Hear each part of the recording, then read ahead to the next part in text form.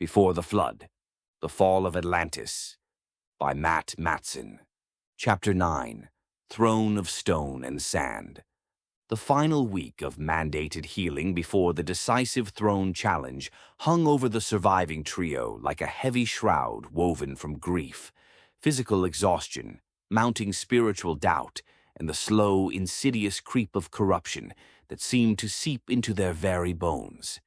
In the dimly lit barracks chamber of Ring 7, the thick stone walls, reinforced by multiple layers of Gorgathon's own geomancy, seemed to press inward with malevolent intent, as if the island itself conspired against any who dared challenge its rulers. They hummed with a low, insidious residual power that made the air feel thick, oily, and oppressive, pressing against the chest and making every breath a conscious effort. Torchlight from heavy iron sconces flickered uncertainly across the rough-hewn floors and walls, casting long, writhing shadows that danced like specters of the fallen companions they had already lost in the previous cullings. The faint but persistent sense of Lysandros' herbal mixtures, dried blood from previous wounds, sweat-soaked linens, and the oily residue of pharmacia vapors clung to every surface, serving as a constant, suffocating reminder of the brutal path that had brought them this far and the even greater trial that now loomed directly ahead. Lysandros worked with quiet, desperate determination, his lean, scholarly frame showing the unmistakable toll of repeated pharmacia invocations over the long days. His pale hands, once steady from years spent poring over ancient scrolls in shadowed libraries, trembled noticeably now as he ground the last of his rare minerals and mixed what salves he could from a satchel that had grown dangerously light. The sharp, bitter aromas of willow bark, chamomile, myrrh, spikenard, and crushed eastern resins filled the confined space, mixing with the heavier scent of sweat, impending doom, and the metallic tang of blood that never seemed to fully leave the air. "The living bronze armor has saved your life time and again in the arena, Stelios," he murmured, while pressing a thick poultice against the big warrior's cracked ribs and broad shoulders. "But each invocation accelerates the petrification process at an alarming rate. I have studied the forbidden scrolls in secret during our voyage, and here in Atlantis. The Order of Guff warned our ancestors centuries ago. The body fails exactly as the covenants foretold. First the mind fractures under the weight of Moak, then the body in Guff, and finally the spirit in Ruach. We are living witnesses to the prophecy unfolding in real time, and the cost is higher than any of us imagined when we set sail from Tanaju." Stelios lay on a reinforced cot that groaned and creaked under his increasing mass with every small shift. The massive, barrel-chested tank's ritual scars pulsed with faint inner light beneath layers of living bronze. Every subtle movement of his powerful frame produced an audible grinding sound, like heavy stones shifting deep within the earth. "I will carry this weight gladly and endure 1,000 more blows if it serves the Creator's vision," the loyal warrior replied, his gruff voice steady with unshakable protective resolve, despite the obvious pain. "My bones may grow heavier and more brittle with every use of power, but my heart remains steadfast and unyielding. I will stand as the unbreakable shield so that Leon can fulfill the divine mandate given to him in the dream. The olive groves of Tanaju and the vision of the sinking island demand nothing less from any of us who answered the call." Leon sat a short distance away from the others, his back pressed firmly against the cool stone wall, the olive branch token clutched tightly in his calloused fist. The small piece of wood still carried the faint, living warmth of the groves back home in Calliste, a tangible reminder of a purer time before the blood-soaked sands and pervasive corruption of Atlantis. It served as his only pure anchor amid the mounting darkness that threatened to consume them all. His forearms and shoulders bore the luminous blue scars of Kion's power, bright, glowing tributaries that now reached well past his elbows and onto his shoulders like radiant rivers of forbidden fire. They ached with phantom heat even in moments of rest, flaring unpredictably during prayer or restless sleep. The power had carried them through 2 brutal rounds of the Battle of the Rings. Yet each invocation left Leon feeling heavier in spirit, more vulnerable to the seductive whispers that rose unbidden from the hidden dimensions. Kion's voice rumbled deep within his mind during the long, silent hours of the night. "You grow mightier with every victory, pup. Why chain yourself to their frailties and mounting costs? The throne of Ring 7 could be yours alone in unburdened glory. Embrace me fully and leave the weak behind."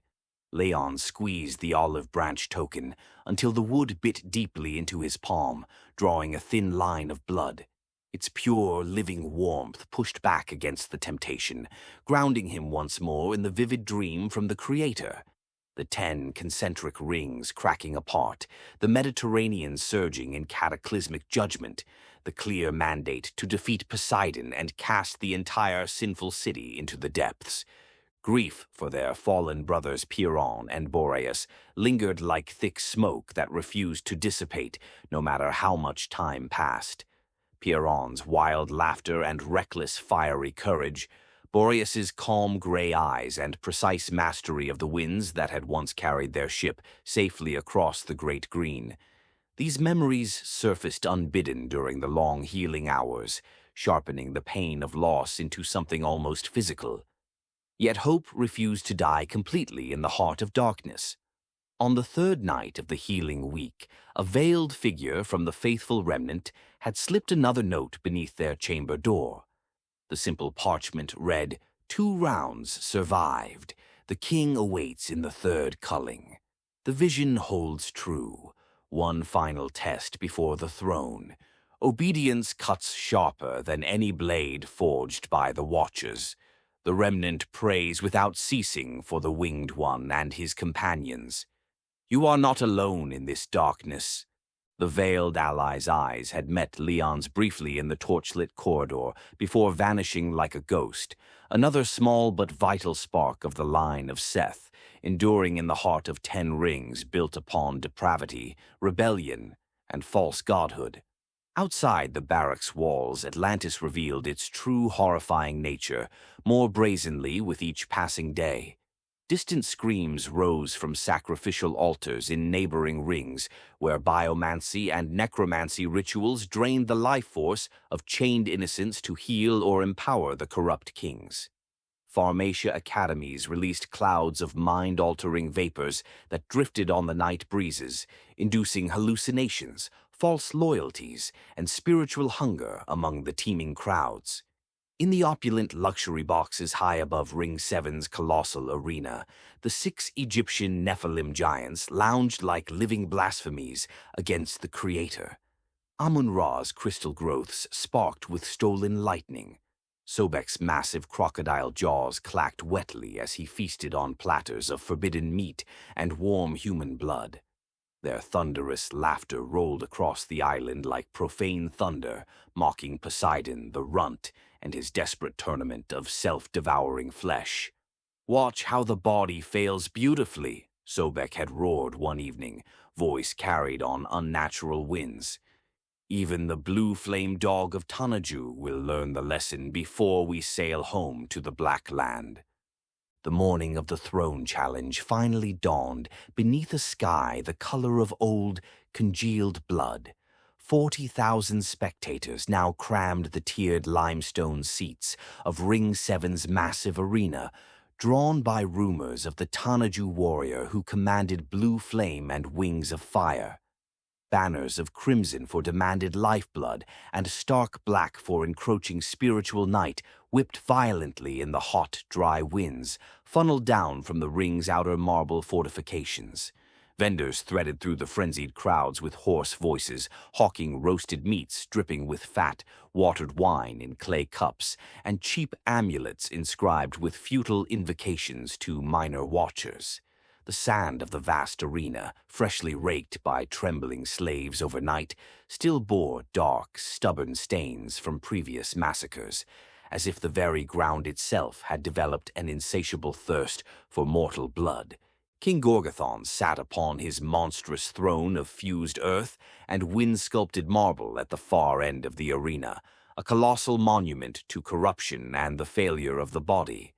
At nearly 12 feet tall, the Nephilim king had become far more stone than living flesh.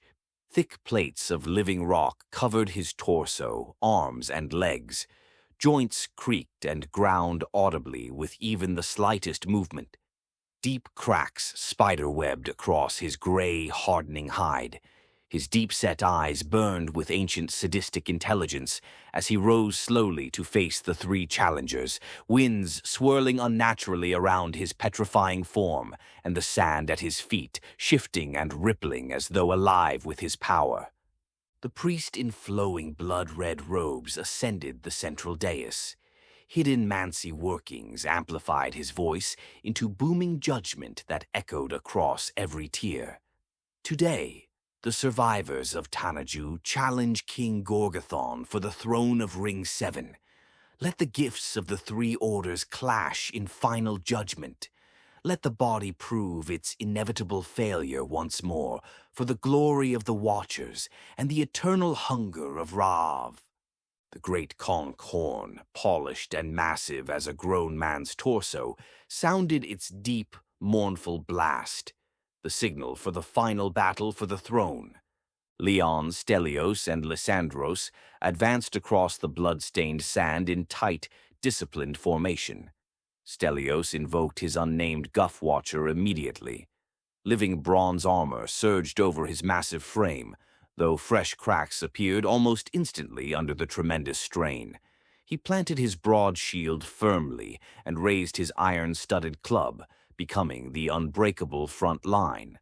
Lysandros moved to the midline, his satchel nearly empty, but his remaining powders and herbs still potent. Leon summoned Kion with focused intensity. Bright blue flames roared along his arms and shoulders. Massive wings of living blue fire unfurled from his shoulders, lifting him slightly off the sand. Gorgathon laughed, a sound like grinding boulders that echoed across the arena. Come then, little dog of Tanaju and your broken pack. Show me your borrowed fire before I crush you all beneath the weight of true power. He slammed one petrified fist into the sand. A localized earthquake erupted outward. The arena floor split in jagged lines. Sand erupted in violent geysers. Stelios roared and charged forward, absorbing the brunt of the tremor on his shield. The impact jarred his entire body, new cracks spiderwebbing across his bronze chest, but he held firm. Lysandros flung a handful of shimmering powder. The air around Gorgathon thickened into sluggish molasses, slowing the king's movements for a precious moment. Leon launched skyward on his flaming wings, hurling a condensed projectile of superheated blue flame. The blast struck Gorgathon's shoulder, superheating the stone plate and cracking it visibly. The king roared in fury and retaliated with a sweeping aeromancy gust. Razor winds howled across the arena, slicing Leon's left wing and forcing him into a spiraling descent. He caught himself at the last moment, gliding low over the sand while blue flames cauterized the wound. Stelios closed the distance, swinging his massive club in a crushing arc. The blow connected with Gorgathon's thigh. Stone chipped away in chunks, but the king barely staggered. Gorgathon countered with a geomancy slam. The sand beneath Stelios liquefied into quicksand. The big warrior sank to his knees before invoking greater bronze strength to pull free. His bones groaned loudly under the effort, fresh cracks spreading. Lysandros pressed the attack, mixing a potent contact poison and flinging it at the king's cracked shoulder. The substance sizzled against the stone, eating into the petrified flesh beneath. Gorgathon bellowed and summoned a whirlwind that lifted Lysandros off his feet and hurled him across the arena. The scholar crashed hard, rolling through the sand, blood trickling from his mouth. Hallucinations screamed in his ears as he struggled to rise. Leon dove from above, wings fully extended. Blue flames roared brighter than ever. He struck Gorgathon's back with both flaming fists. The impact exploded outward in a burst of superheated force. Stone plates shattered. The king staggered forward, cracks spreading rapidly across his spine.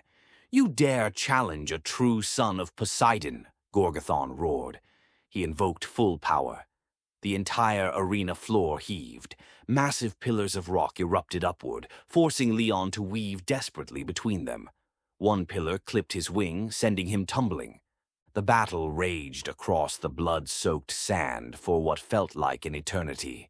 Gorgathon's body petrified further with every invocation, yet his power only grew more terrifying. He summoned localized sandstorms that blinded and sliced at exposed flesh. He opened yawning pits that nearly swallowed Stelios whole. Leon's blue flames clashed against the king's stone hide again and again, melting and cracking plates.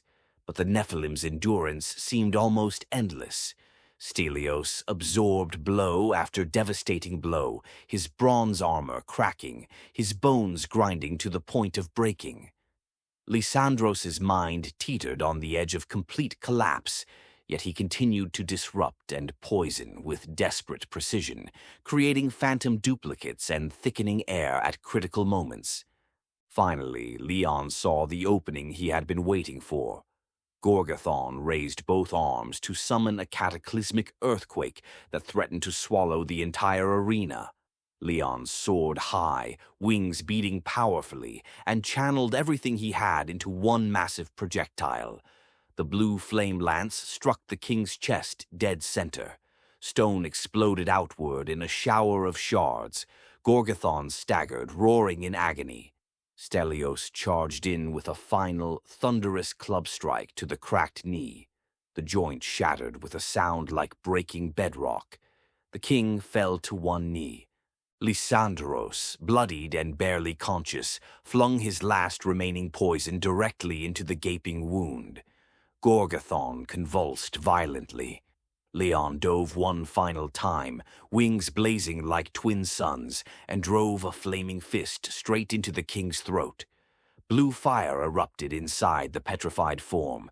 With a deafening crack that echoed across the arena, Gorgathon's body began to crumble from within. The colossal Nephilim collapsed in a heap of broken stone and fading power.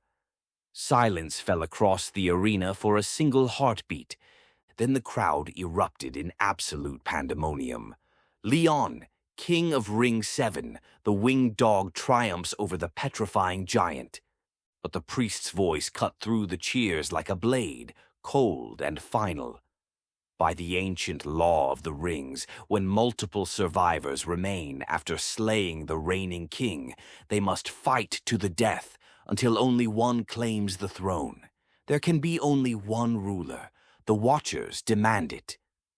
The words landed like a physical blow. Leon froze in place, blue flames guttering out along his arms. Stelios and Lysandros turned to him, their faces grim but resolute. The twist they had feared had come at the worst possible moment. Stelios stepped forward first, his massive frame trembling with pain and unshakable loyalty. Tears cut clean channels through the blood and dust on his face. "There is no other way, brothers," he said, voice thick with emotion. "The Lord's will must be done. I will not let Leon be forced to choose between us. Forgive me, Lysandros. You have been a true brother through every trial. Remember me in Abraham's bosom when you stand before the Creator." Lysandros nodded slowly, his fractured mind miraculously clear in this final, terrible moment. "I understand, Stelios. Obedience above all else. The vision of the sinking island must be fulfilled. Do what you must." He did not resist as Stelios delivered a swift, merciful strike with the edge of his club.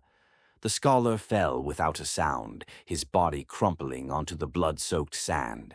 Stelios turned to Leon, eyes filled with profound sorrow and fierce brotherly love. "I am sorry, Leon. There is no other path. Take the throne. Fulfill God's will. Remember us in the days ahead. Tell the remnant we died obedient." Before Leon could find words to protest, Stelios turned the club on himself, driving the spiked end into his own chest with a final defiant roar of faith. The massive warrior collapsed beside Lysandros, blood pooling around them both. Leon stood alone amid the carnage of the arena, the new king of Ring 7. The crowd's roar reached new deafening heights, hailing him as the victor. Yet inside, a deeper corruption took root. The scars on his arms and shoulders burned hotter than ever before. Kion's voice whispered in dark triumph, "Now you are truly free, pup. The throne and greater power belongs to you alone." Leon raised his arms slowly. Blue flames flared one final time in acknowledgement of the victory. Yet his heart remained fixed on the Creator's vision. He was now sole ruler of Ring 7. The tournament of rulers awaited in the central palace. The fall of Atlantis had truly begun in earnest.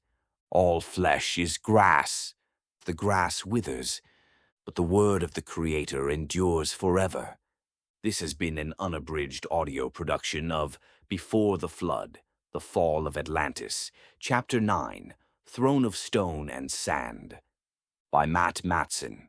All rights reserved by Matson, LLC. Copyright Matson, LLC 2026. If you enjoyed this production, please like, share, and subscribe. Available on YouTube, Apple Podcasts, and Spotify. Follow the author at Matson for updates. Links in the description.